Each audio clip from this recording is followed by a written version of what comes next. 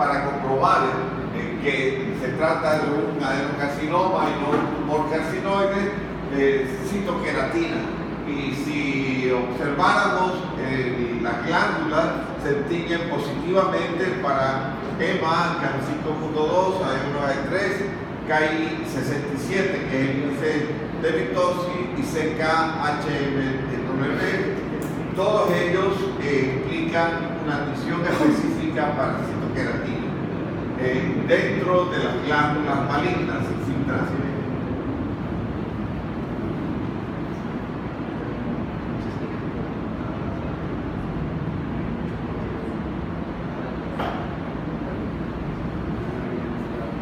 Bien, al hablar ahora de patologías de vesícula biliar, tenemos que mencionar que este proceso generalmente tiene que ver con pacientes femeninas, en las cuales vamos a encontrar que ellas tienen una mayor predisposición a desarrollar los cálculos biliares. Es decir, son pacientes normalmente obesas o que tienen sobrepeso, son diabéticas, son pacientes cuarentonas, son pacientes que normalmente tienen un índice de colesterol y triglicéridos a nivel de la sangre muy elevado y son muy fértiles. Estas lesiones se van a presentar más que nada en etapa entre los 20 a 40 años en mujeres. En hombres tiene que ver mucho con el alcoholismo y con la diabetes. Estos son pacientes que van a dar como consecuencia una gran posición de colesterol y triglicéridos, y con la lecitina va paulatinamente a generar cálculos que son de dos tipos: el cálculo de tipo colesterol, que son amarillentos, y los de bicarbonato de calcio, que tienen un color verde negruzco. Los cálculos van a ser aproximadamente el 60-70% de los motivos o la etiología que va a llevar a una colecistitis crónica. Los cálculos, cuando están a nivel del cuerpo, son menos peligrosos que cuando están a nivel del bacinete o del cuello. Y generalmente los de menor tamaño son los más complejos porque concluyen y dan un proceso inflamatorio bastante intenso. En cuestión de microscopía, esta lesión va a tener en etapa inicial un proceso inflamatorio agudo, pero si no se opera a tiempo, los cálculos van a generar un proceso inflamatorio crónico. La lesión que va a manifestarse va a tener las siguientes características histopatológicas. Pongan microscopía, el examen histopatológico de la lesión procedente de vesícula biliar. Se observó un infiltrado inflamatorio agudo y crónico con leucocitos polimorfos nucleares neutrófilos y mononucleares linfocitos y células plasmáticas que tienden a formar folículos. Hay erosión epitelial, congestión vascular, notándose en ciertas áreas una invaginación de la mucosa y que es englobada dentro de las fibras musculares lisas, dando senos de Rokitansky ancho. Senos de Rokitansky ancho.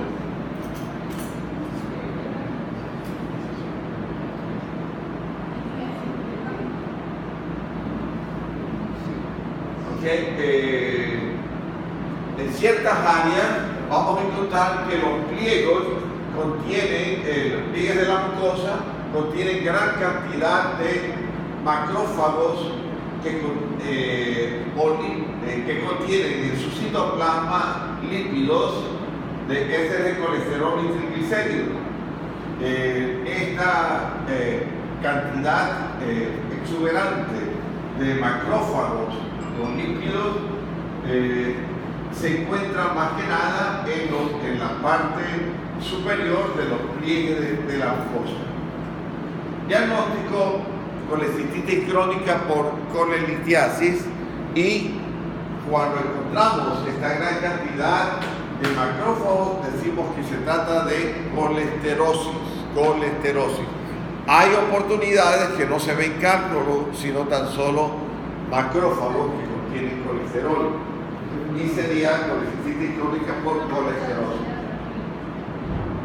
En la mucosa, en lo característico de la colesterosis, esta tiene una gran cantidad de pliegues de la mucosa con vellosidades de color amarillo intenso, lo vemos aquí, la colesterosis.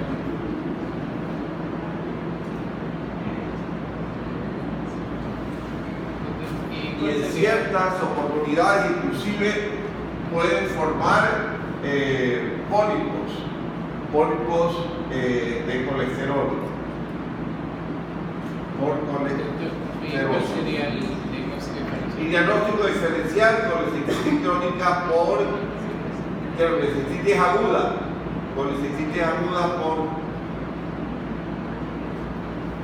póngale por lilias, o póngale por colelitiasis o por colesterosis. Bien, si los cálculos no son resecados a tiempo y los pacientes, hombres o mujeres, conforme pase los 40, 50 años, tienen una mayor predisposición a desarrollar neoplasias, y estas lesiones neoplásicas van a tener un mayor proceso de crecimiento hacia la luz de masas de células tumorales, como lo vemos acá, y esto ya implica una gran proliferación que inicialmente puede iniciarse como una hiperplasia de la mucosa, pero finalmente termina siendo un adenoma. Adenoma ya es una lesión que desarrolla o predispone a desarrollar un cáncer. Y lo que vamos a ver es lo que ustedes observan aquí en la parte por arriba de la capa muscular. Vemos una exuberante proliferación de tubos glandulares. Estos tubos glandulares están íntimamente adosados, pero contienen cierto grado de displasia. Eso ya implica en una paciente que tenga un adenoma que va a desarrollar con el tiempo un adenocarcinoma.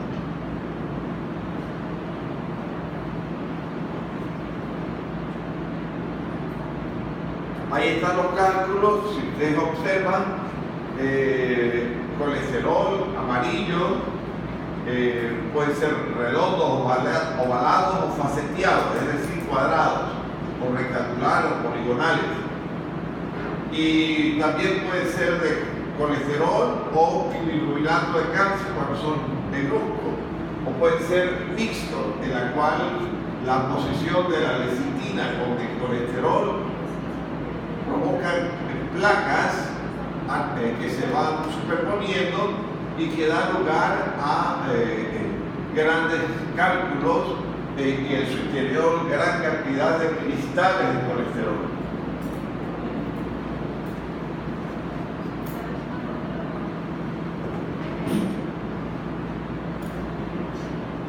Esa es la mucosa, observen bien. Si ven con los pliegues amarillos, eso es cuando no tienen cálculo, eso significa que es una colesterosis. A veces no tienen cálculo, pero tienen esos pliegues totalmente amarillos, y es la colesterosis que hemos hablado, que da lugar a un proceso inflamatorio también agudo y crónico.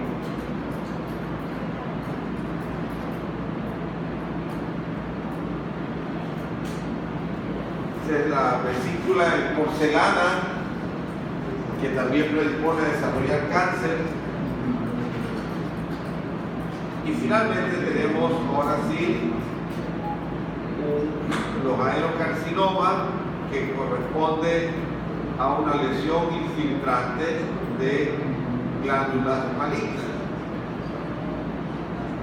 Las lesiones generalmente van a empezar como unas formaciones con metástasis primaria a nivel del bacinete, en el cuello de la vesícula biliar. Es decir, esos son como una especie de ganglios centinelas. En la vesícula biliar, cuando vean un nódulo a nivel del bacinete, del cuello de la vesícula biliar, sospechen altamente de que se trata de un adenocarcinoma. Es el primer sitio que va a dar metástasis, estos nódulos en esa región. Fíjense que esta aquí es una vesícula relativamente pequeña, pero tenía estos ganglios que ya tenía metástasis. Y al observarlo por dentro vemos la masa tumoral de crecimiento exofítico. Y era un adenocarcinoma de vesícula biliar con metástasis de ganglios centinela en el bacinete, en el cuello de la vesícula biliar.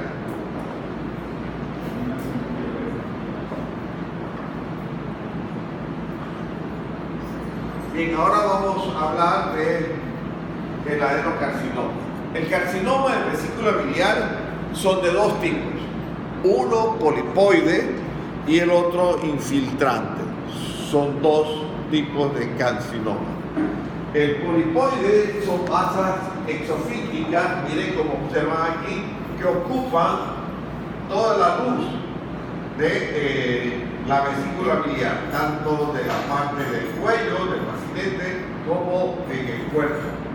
Y estas masas tienen crecimiento polipoide exofítico bastante floreciente, que da un aspecto de coliflor. Y estas masas tumorales tienen la siguiente característica: pongan microscopía. Al examen histopatológico de la lesión procedente de vesícula biliar, se observó un crecimiento exofítico papilar vegetante con masas de células tumorales que están constituidas por tubos glandulares malignos.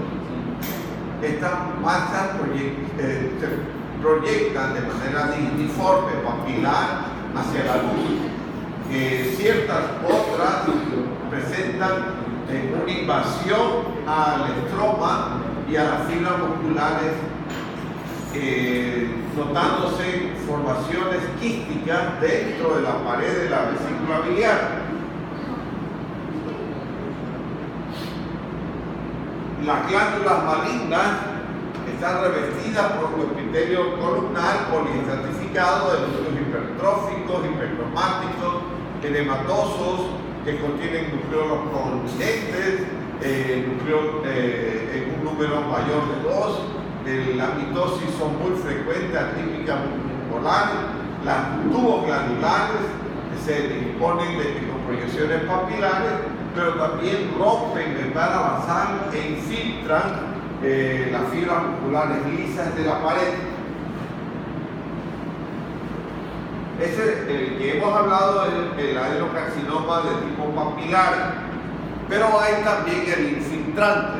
Y el infiltrante, como ustedes ven, no presenta proyecciones papilares, pero en cambio forma una masa infiltrante con reacción desmoplásica bastante intensa, de color amarillo, estas infiltraciones, y ciertas de ellas con dilataciones quísticas. Y lo que vemos en la microscopía ya no son proyecciones papilares, sino una invasión al estroma que presenta desmoplasia. Entonces ponen al examen histopatológico de la lesión procedente de vesícula biliar, se observó una invasión o infiltración del tubo glandulares malignos formado por pleomorfismo glandular de núcleos gigantes, hipertróficos, hipercromáticos, que contienen cromatina grumosa, distribución irregular, nucleolos prominentes, cromatina irregularmente distribuida, las masas de células gordomembrana basal y se encuentran invadiendo los fibroblastos y las fibras musculares lisas con glándulas malignas y pleomórficas. Diagnóstico de adenocarcinoma infiltrante de vesícula biliar. Y uno de los sitios que más va a dar metástasis es por continuidad, es decir, por estar cerca, es el parénquima hepático. Y el parénquima hepático normalmente se infiltra de manera centrífuga. Centrífuga quiere decir que se expande el tumor por vecindad. Y naturalmente se va a encontrar masas tumorales invadiendo el lecho del parénquima hepático, como lo vemos aquí. Fíjense cómo llega a la serosa y aquí directamente lo normal sería un color rojizo, luminoso, y aquí vemos las masas tumorales de color amarillo que están invadiendo el parénquima hepático. Eso es una invasión directa centrífuga. Centrífuga. Ok, diagnóstico adenocarcinoma infiltrante de vesícula biliar con metástasis al parénquima hepático. Y diagnóstico diferencial puede poner un tumor neuroendocrino.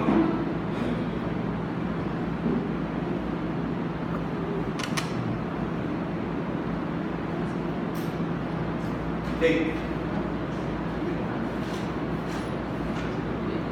Una lesión que es indeseable, pero es bastante grave, que se puede dar en ciertos pacientes, es la pancreatitis. La pancreatitis es una lesión en la cual tiene que ver también la litiasis biliar. La litiasis es un proceso oclusivo de las vías biliares y que puede llevar a la oclusión, la ampolla de Vater. En la ampolla de Vater puede ocasionar que se dé una infectación difusa por gérmenes de diversos tipos.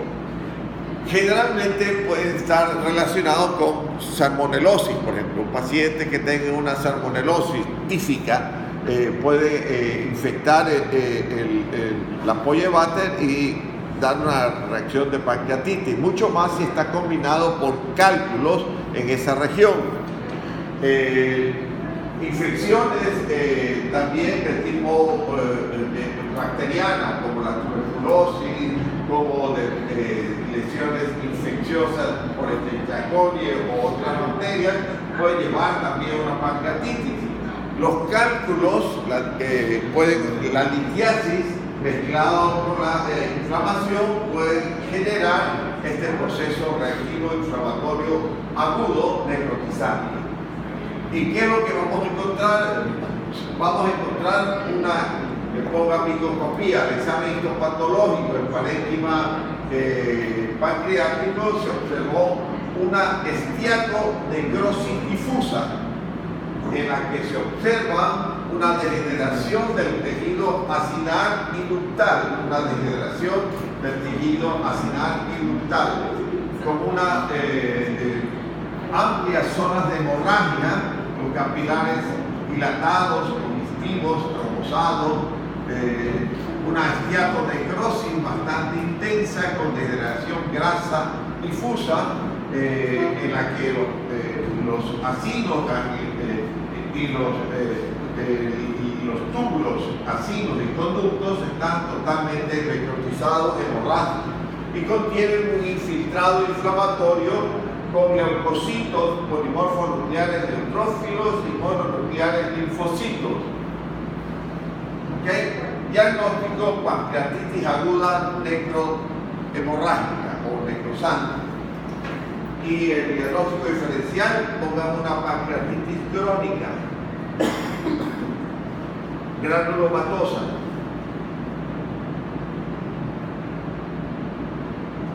O una pancreatitis intersticial crónica.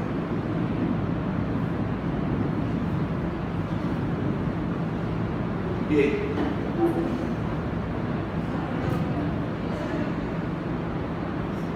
En ciertos casos se dan procesos crónicos de inflamación, es decir, etapas agudas, crónicas a repetición, pacientes diabéticos, inmunodeprimidos, con litiasis que no han sido debidamente tratados. La litiasis, la infección concomitante, van a generar procesos, primero como una reacción hiperplástica, luego un adenoma y finalmente un adenocarcinoma. Esta lesión que se va a dar aquí más que nada puede ser de dos tipos, seroso o mucinoso. La más frecuente es la mucinosa, y vamos a ver que en la ampolla de Batten, en la parte del páncreas, en lo que corresponde a la cabeza del páncreas, y luego infiltra toda la cola del páncreas, se observa una masa desmoplásica en la cual van a encontrarse múltiples lesiones quísticas y degeneraciones hemorrágicas. La lesión va a ocasionar una invasión al parénquima vecino, infiltrando gran parte del duodeno y obstruyendo la luz del mismo, como lo observamos aquí. Una invasión a la ampolla de Batten, infiltración a la pared del duodeno y dando lugar a oclusiones intestinales. En cuanto a microscopía, pongan el examen histopatológico de la lesión procedente del páncreas, se observó un infiltrado tumoral de tipo maligno con glándulas que presentan dilataciones quísticas. Estas glándulas con dilataciones quísticas están revestidas por un epitelio columnar poliestratificado que contienen núcleos hipertróficos, hipercromáticos, pleomórficos. Algunos de ellos anaplásicos con núcleos prominentes. El diagnóstico es citoadenocarcinoma.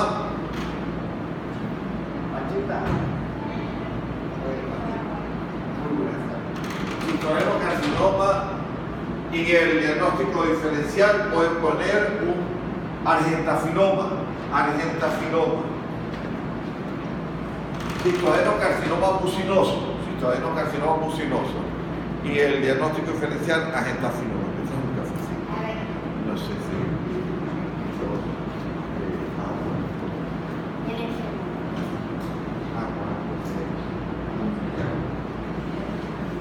ok. Ahora sí, ya estamos. ¿Falta algo? ¿O está ya? Café. Pequeño.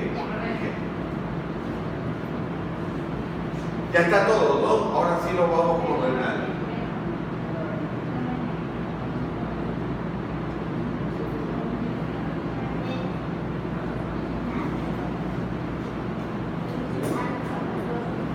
Bien. Pongan unidad de estudio, patologías renales, presentación de casos, reconocer las características histopatológicas de una lesión que se da a nivel del parénquima renal en situaciones clínicas preponderantes, cuáles son las siguientes. La pielonefritis es una infección por bacterias de tipo piógenas, que normalmente van a estar más frecuentes en la vía urinaria baja. ¿Cuáles son las bacterias que se encuentran con mayor frecuencia a nivel de la vejiga y luego que trepan hacia la parte ureteres e intersticial renal? La más frecuente de todas, la Escherichia coli. Pero Escherichia coli es una infección bacteriana normal, saprófita, y que no es infección a nivel de colon.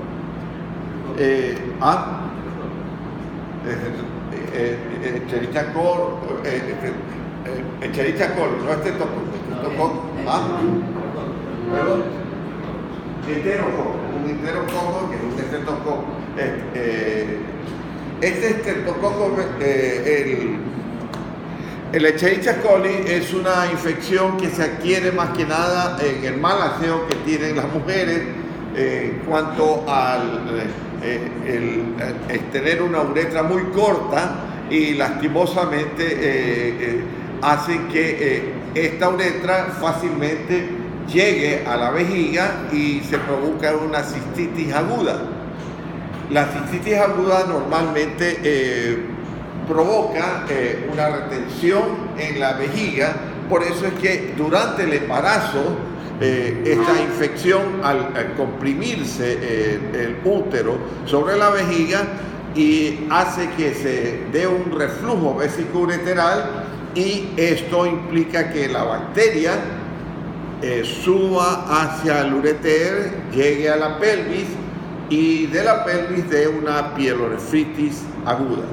A nivel intersticial se da esta infección, es decir, por esta vía el de los ureteres llega a la parte pélvica y naturalmente va a infectar todos los cálices y va a provocar esto que vemos ahí, que son abscesos piógenos múltiples en la unión córtico-medular y en la parte cortical. En los hombres, en cambio, se da por una prostatitis crónica, es decir, por una hiperplasia prostática benigna. La hiperplasia prostática hace que la uretra prostática comprima lo que es el ureter. La uretra peniana es larga, pero en cambio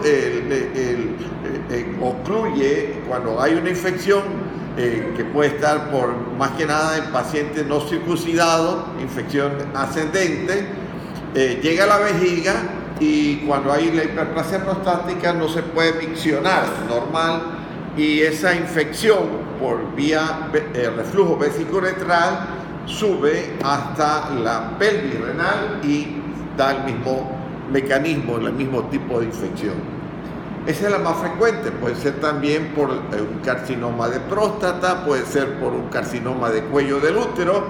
El cuello del útero invade la vejiga con mucha facilidad y la vagina y entonces provoca oclusión de las vías urinarias de la uretra y por lo tanto retención de orina y ese reflujo vesicouretral, el mismo mecanismo llega a nivel intersticial.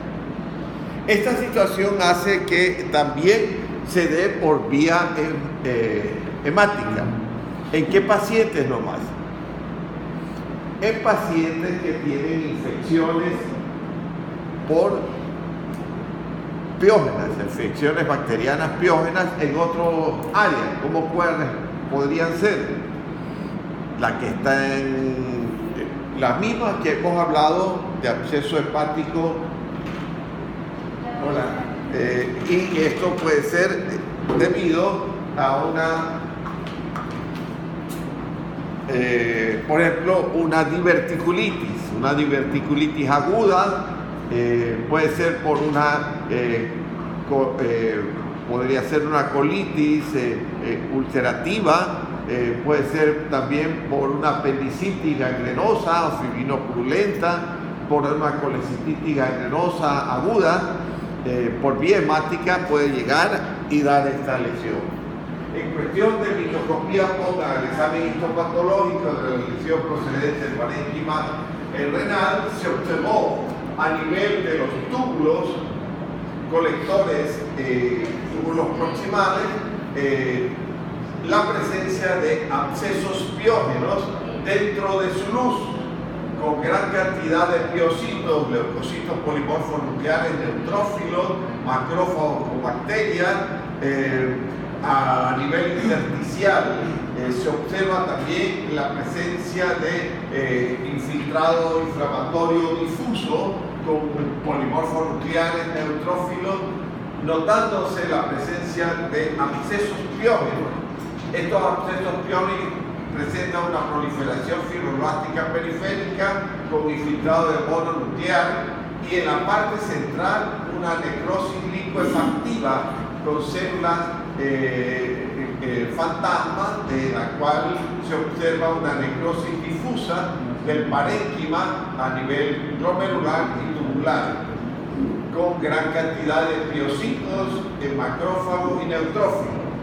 Diagnóstico de una pielonefritis aguda y diagnóstico diferencial puede poner una pielonefritis crónica o una pielonefritis granulomatosa. ¿Sí? ¿Perdón? ¿Perdón? Si existiera glomerulonefritis. Esta es pielonefritis. O sea, pero ¿cómo diferenciaría?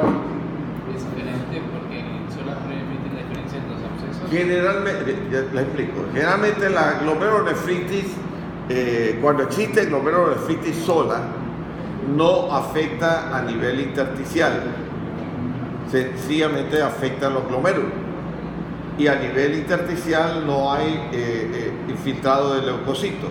Es decir, que todo lo que es intersticio, que es túbulos colectores proximal, distal, asa de Henle, todo están totalmente permeables en la glomerulonefritis. En la pielonefritis están afectados todos ellos.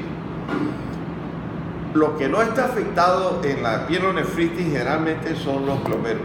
Los glomérulos tienen entonces ponen a nivel de los glomérulos se observan un espacio de Bowman, cápsula de Bowman y penacho glomerular libres de lesión. Esa es la pielonefritis pura. Pielonefritis pura. Los glomérulos están totalmente libres de lesión. ¿Ya?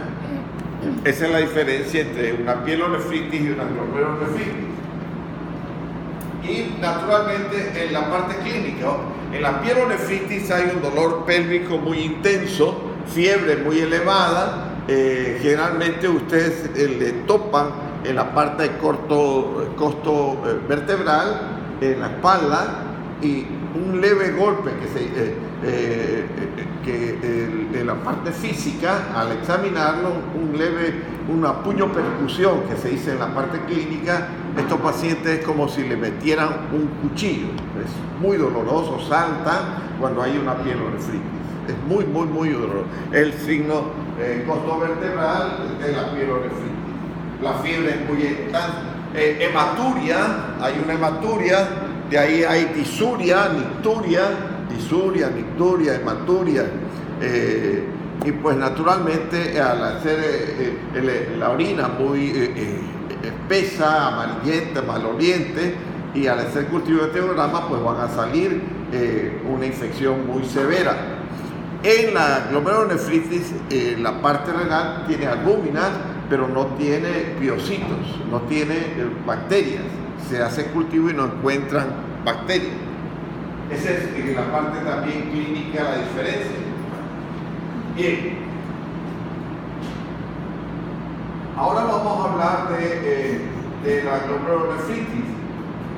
Y en la glomerulonefritis hay que hablar de lo que se llama el síndrome nefrótico.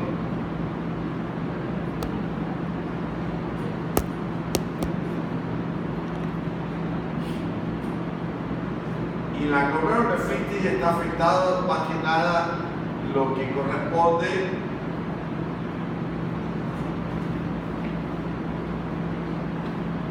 a la parte cortical, no la parte medular. La glomerulonefritis exclusivamente es la parte cortical, pero la parte medular está totalmente sana, ¿no?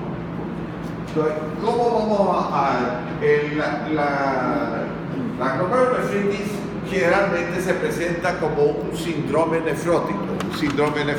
¿Qué significa un síndrome nefrótico? Que tiene una gran proteinuria masiva de más de 3.5 gramos, tiene una hipoalbuminemia inferior a 3 gramos, hay un edema generalizado, es decir, anasarca, y hay una hiperlipidemia y lipiduria. Ese es el síndrome nefrótico. No hay fiebre, no hay dolor costovertebral y naturalmente está dado por este síndrome clínico. Esta es una enfermedad generalmente crónica y da como lugar el caso de lupus, por ejemplo, es una enfermedad multisistémica, autoinmunitaria, con una gran cantidad de despliegues de anticuerpos y sobre todo el tipo de anticuerpo antinuclear, ANA. En esos pacientes el anticuerpo antinuclear está sumamente elevado. Estos pacientes van a tener una manifestación clínica que va a tener edemas palpebrales, luego en las extremidades y finalmente en las ancas.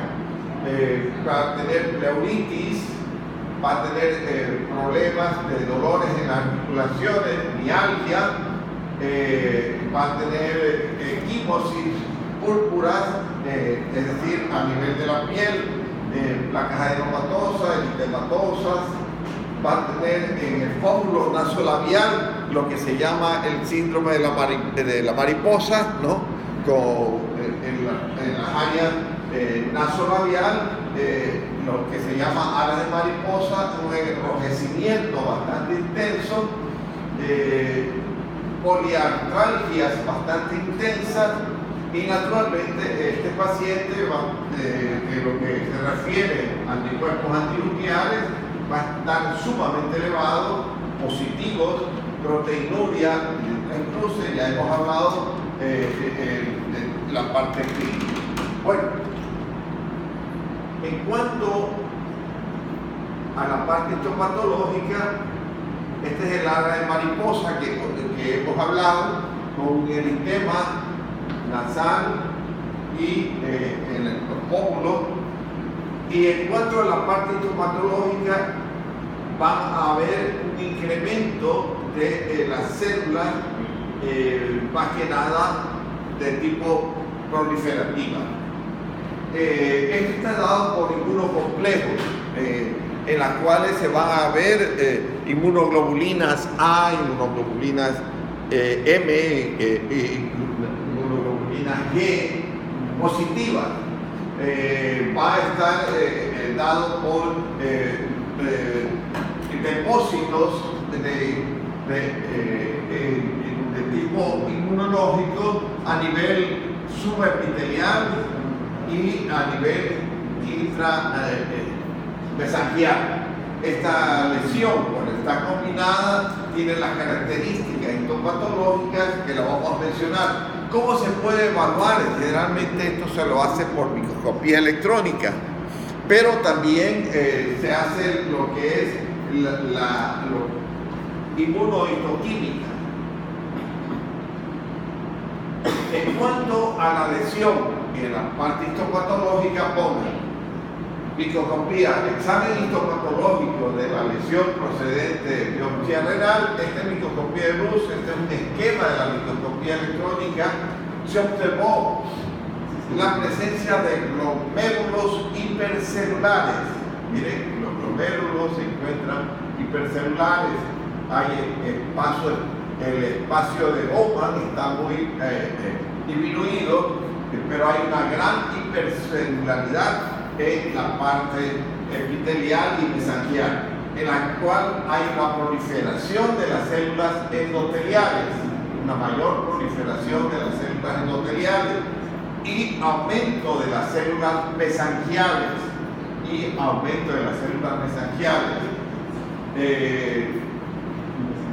Junto a ello encontramos infiltrado de leucocitos polimorfos nucleares neutrófilos dentro de los glomérulos. Como vemos aquí, estos son dos polimorfos nucleares neutrófilos. Al mismo tiempo se observan depósitos de inmunoglobulina a nivel subepitelial y mesangial. Diagnóstico: glomerulonefritis proliferativa difusa aguda. Y diagnóstico diferencial, pueden poner una glomerulonefritis por estreptococo. Este es lúpica, ¿no? Glomerulonefritis proliferativa aguda difusa lúpica. Y diagnóstico diferencial, pueden poner una glomerulonefritis membrano proliferativa lúpica. ¿Ok? Bien. Ahora nos vamos con neoplasias. Póngale ahí sí que los túbulos renales están totalmente permeables, no presentan un infiltrado inflamatorio.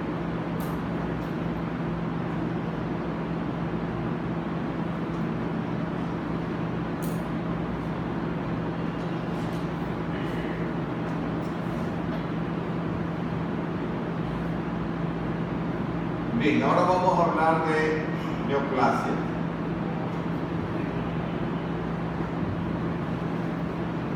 Una de las lesiones que hemos hablado el día de hoy es un carcinoma de células claras renales, también llamado como tumor de Grawitz, hipernefroma, adenocarcinoma renal. Fíjense que tienen algunos nombres, ténganlo en cuenta. Así como hablamos en tumor carcinoide que tenía argentafinoma, apudoma, tumor carcinoide, ¿no? Este es lo mismo. Bien, esta es una lesión que se relaciona mucho con el síndrome de von Hippel-Lindau. Normalmente está dado por, ¿qué decíamos antes? Por el síndrome de von Hippel-Lindau que tú dijiste. Sí, que aparece en tumores malignos y Tienen tumores concomitantemente a nivel de la retina y a nivel cerebeloso, y esos son hemangioblastomas concomitantemente en la retina y a nivel cerebeloso. Esto es una mutación genética y naturalmente va a dar pacientes adultos. Esta lesión puede ocupar todo un lóbulo, puede ser el lóbulo superior, la mayor parte del lóbulo superior, puede ser el lóbulo inferior, y ocupa generalmente el parénquima y crece por expansión. Esta masa de células tumorales llegan hasta la pelvis renal y por vía arterial o venosa renal va a dar metástasis a distancia. El tumor es una masa tumoral que está constituida de la siguiente manera.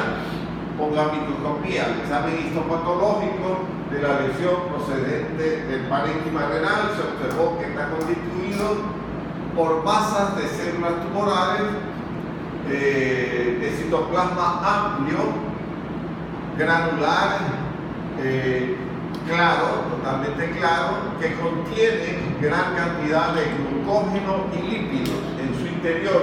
Su núcleo puede ser central o excéntrico, contiene gran cantidad de lípidos en su citoplasma. Los núcleos pueden estar hipertróficos, hipertrofmáticos, ciertos de ellos pleomórficos. Son células poliédricas, poligonales, que se juntan y tienen una disposición a veces en forma de manto, otras tienen una disposición glanduliforme.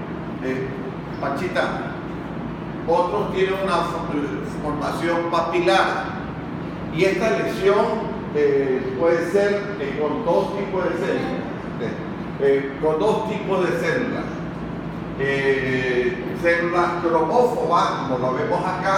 Esas células cromófobas tienen un citoplasma eosinofílico muy intenso, pero también pueden ser de células claras, como hemos hablado, y cuando son de células claras vamos a ver que también tienen proyecciones papilares, como proyecciones papilares.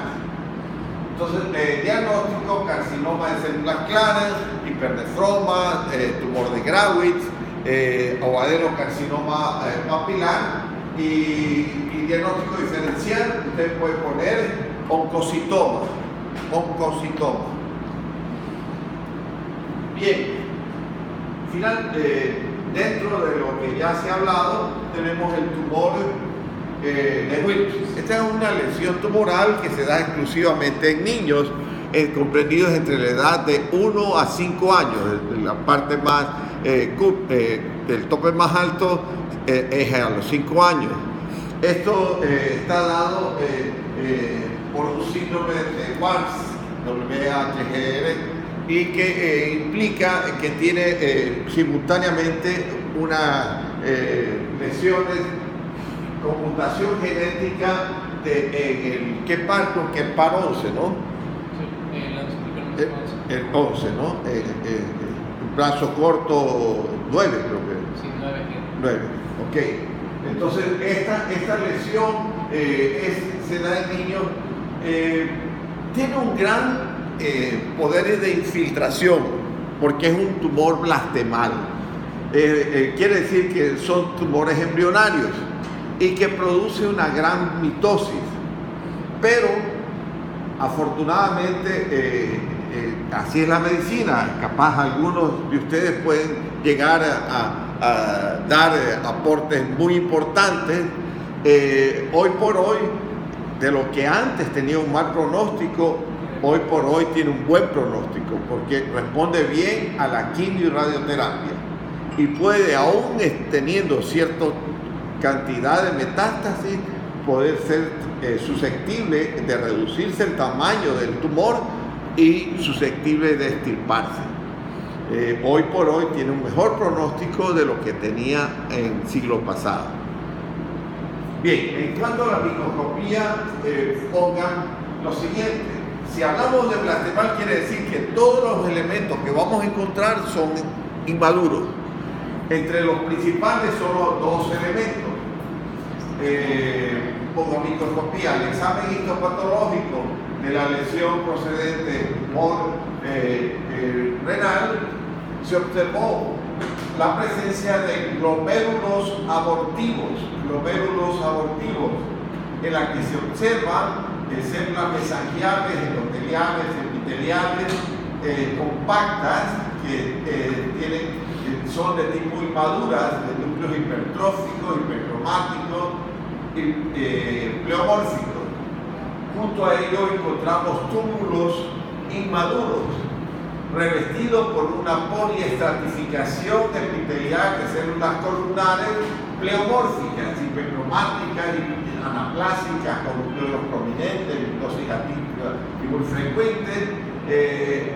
En otras áreas encontramos fibroblastos inmaduros, también podemos encontrar fibras musculares lisas, inmaduras, segmentos de cartílago con condroblastos inmaduros atípicos y osteocitos inmaduros, osteoblastos inmaduros atípicos. Diagnóstico: tumor de Wilks, también llamado nefroblastoma, y antiguamente, sí, nefroblastoma. Y diagnóstico diferencial, podemos poner un diagnóstico diferencial, un rhabdomyosarcoma. Ok, ahora sí, lo que sigue de tumor